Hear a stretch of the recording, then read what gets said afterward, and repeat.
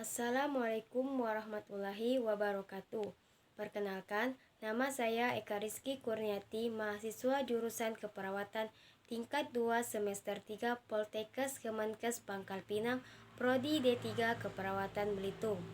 Saya di sini akan menjelaskan mengenai edukasi pada penyakit malaria dan penyakit demam berdarah atau yang disebut dengue. Baiklah, pertama-tama saya akan menjelaskan mengenai edukasi pada penyakit malaria. Penyakit malaria merupakan penyakit menular akibat infeksi parasit Plasmodium yang ditularkan melalui gigitan nyamuk malaria yang bernama Anopheles. Nyamuk Anopheles ini banyak terdapat pada daerah yang iklimnya sedang, khususnya di benua Afrika dan India, termasuk juga di Indonesia. Sampai saat ini ada 4 jenis Plasmodium yang mampu menginfeksi manusia, yaitu Plasmodium pipak, Plasmodium malariae, Plasmodium ovale, dan Plasmodium falciparum. Plasmodium falciparum ini merupakan plasma parasit yang paling berbahaya dan dapat mengancam nyawa. Banyak yang mengira penyakit malaria sama dengan penyakit demam berdarah karena punya gejala yang mirip dan sama-sama ditularkan oleh nyamuk. Namun, perlu diketahui bahwa keduanya berbeda. Malaria disebabkan oleh nyamuk Anopheles yang membawa parasit Plasmodium, sementara penyakit demam berdarah disebabkan oleh nyamuk Aedes aegypti yang membawa virus dengue. Infeksi awal penyakit malaria umumnya memiliki tanda dan gejala sebagai berikut: menggigil, demam tinggi, berkeringat secara berlebihan seiringnya menurun suhu tubuh, mengalami ketidaknyamanan dan kegelisahan. Gejala malaria mirip dengan gejala flu biasa. Gejala lain penyakit malaria meliputi sakit kepala, mual, muntah, batuk, dan diare. Dalam beberapa kasus, parasit penyebab penyakit malaria bisa bertahan dalam tubuh manusia selama beberapa bulan. Sementara itu, infeksi akibat parasit P. falciparum biasanya lebih serius dan lebih mengancam nyawa. Sehingga ketika merasakan gejala tersebut, penanganan dokter lebih awal sangat disarankan. Pencegahan yang bisa dilakukan pada penyakit malaria. Yang pertama, bersihkan bak mandi seminggu sekali. Karena keseluruhan siklus berlangsung selama 8-10 hari dalam suhu ruang. Dengan membersihkan bak mandi setidaknya dalam 1 kali dalam seminggu dapat memutus siklus hidup nyamuk Aedes aegypti.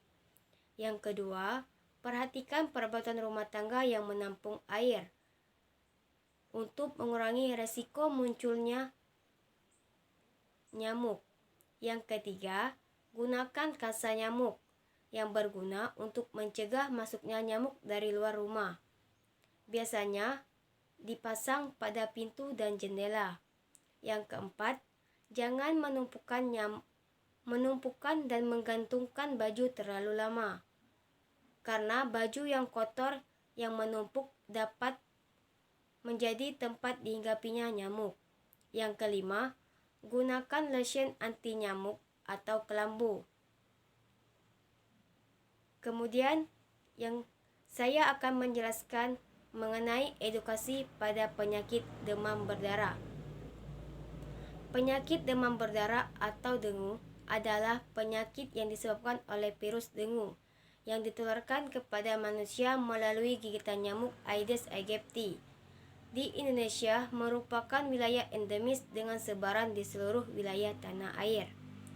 Gejala penyakit demam berdarah ditandai dengan demam mendadak, sakit kepala, nyeri belakang bola mata, mual, dan manifestasi pendarahan seperti mimisan dan gusi berdarah, serta adanya kemerahan di bagian permukaan tubuh pada penderita.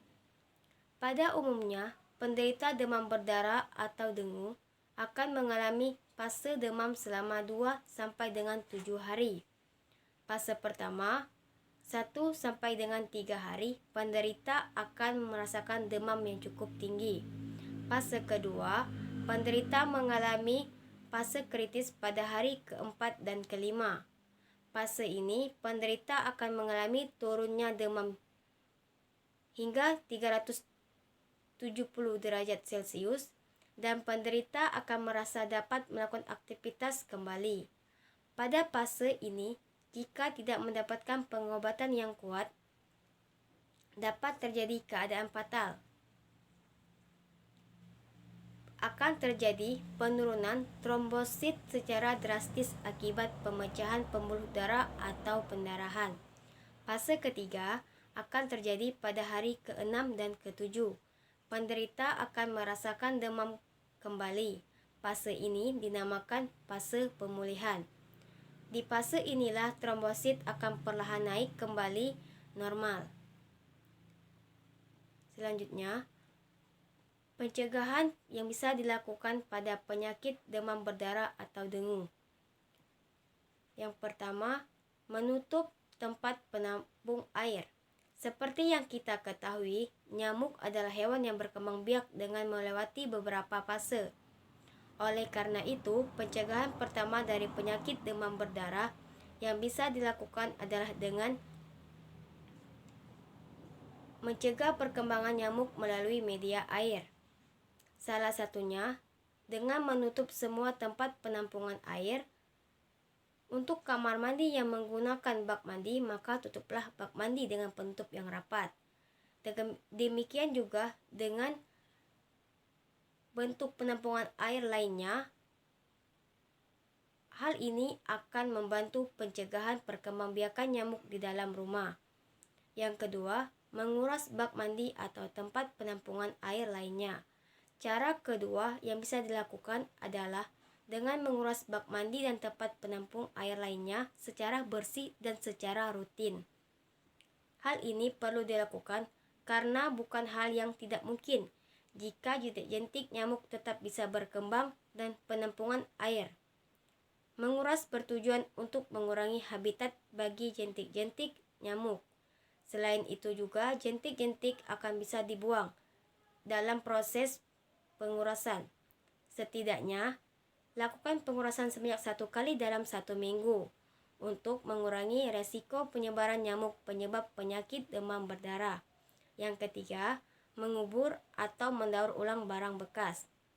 Jika ada barang bekas atau barang yang sudah tidak terpakai lagi, maka lebih baik dikubur atau dimanfaatkan dengan daur ulang. Terutama barang bekas yang bisa memungkinkan nyamuk untuk berkembang biak seperti kaleng, botol, dan lainnya yang bisa menampung air. Lebih baik benda-benda seperti itu dikubur agar tidak menampung air. Selain itu juga, barang bekas yang menumpuk dalam rumah juga akan menjadi tempat sarang nyamuk. Baiklah, mungkin itu saja penjelasan mengenai edukasi pada penyakit malaria dan penyakit demam berdarah atau dengue. Saya mohon maaf apabila ada kesalahan dalam penyampaian hal ini. Saya akhiri, wabillahi taufiq wal hidayah. Wassalamualaikum warahmatullahi wabarakatuh. Terima kasih.